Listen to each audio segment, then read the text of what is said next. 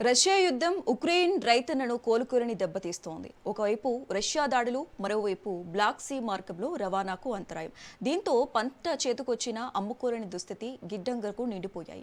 అయితే పొలాల్లోనే పంటను నిల్వ చేసుకోవాల్సిన పరిస్థితి, దేశీయ మార్కెట్లో ధరలు పడిపోవడంతో కనీసం పెట్టుబడి కూడా తిరిగి వచ్చే పరిస్థితి లేదు. శీతాకాలపు పంటకు పెట్టుబడి పెట్టాలంటే చేతిలో ఉన్న పంటను అమ్మాల్సిందే. కానీ మార్కెట్ కదలటం లేదు. అప్పుల మీద అప్పులు చేసి సాగు చేసిన ఉక్రెయిన్ రైతన్న ఇప్పుడు వడ్డీల ఊపిలో చిక్కుకుని దివాలా అంచున నిలిచాడు.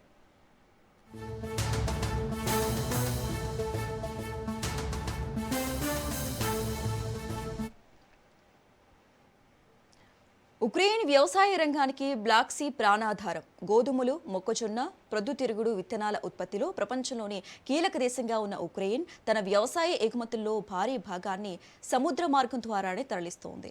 యుద్ధం మొదలైన తర్వాత బ్లాక్ సీ మార్గంలో రష్యా దాడులు, భద్రతా సమస్యలు తీవ్రం కావడంతో ఉక్రెయిన్ వ్యవసాయ ఎగుమతులు తీవ్రంగా దెబ్బతిన్నాయి.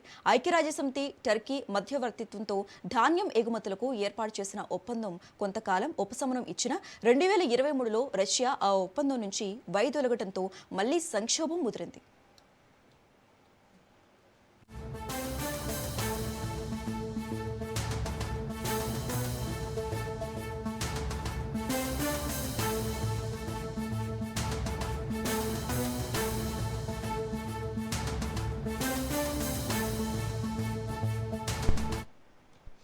అయినా సరే ఉక్రెయిన్ వెనక్కి తగ్గలేదు.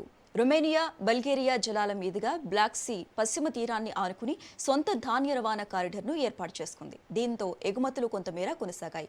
కానీ ఇప్పుడు మళ్లీ రష్యా దాడులతో ఈ మార్గంలో తీవ్ర అంతరాయాలు ఏర్పడ్డాయి. ఫలితంగా కొత్తగా చేతికొచ్చిన పంటను ఎక్కడ నిల్వ చేయాలో, ఎలా మార్కెట్ చేయాలో ఉక్రెయిన్ రైతులకు అర్థం కాని పరిస్థితి నెలకొంది.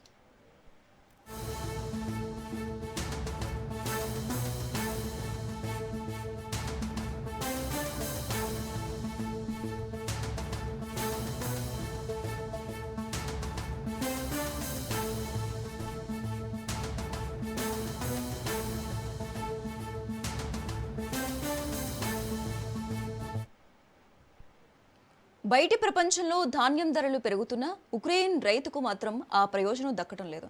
బ్లాక్ సీ ఒక్కటే సమస్య కాదు. పొరుగున పోలాండ్తో వాణిజ్య సంబంధాలు దెబ్బతినటం, చౌకైన ఉక్రెయిన్ ధాన్యంతో పోటీని అక్కడి రైతులు వ్యతిరేకించటం, యూరోపియన్ యూనియన్ వాణిజ్య నిబంధనలు కఠినంగా మారటం, డాన్యూబ్ నదిలో నీటి మట్టాలు తగ్గటం, రైల్వే మౌలిక సదుపాయాలపై రష్యా దాడులు, ఇలా ఉక్రెయిన్ రైతన్నకు అన్ని దారులు మూసుకుపోతున్నాయి.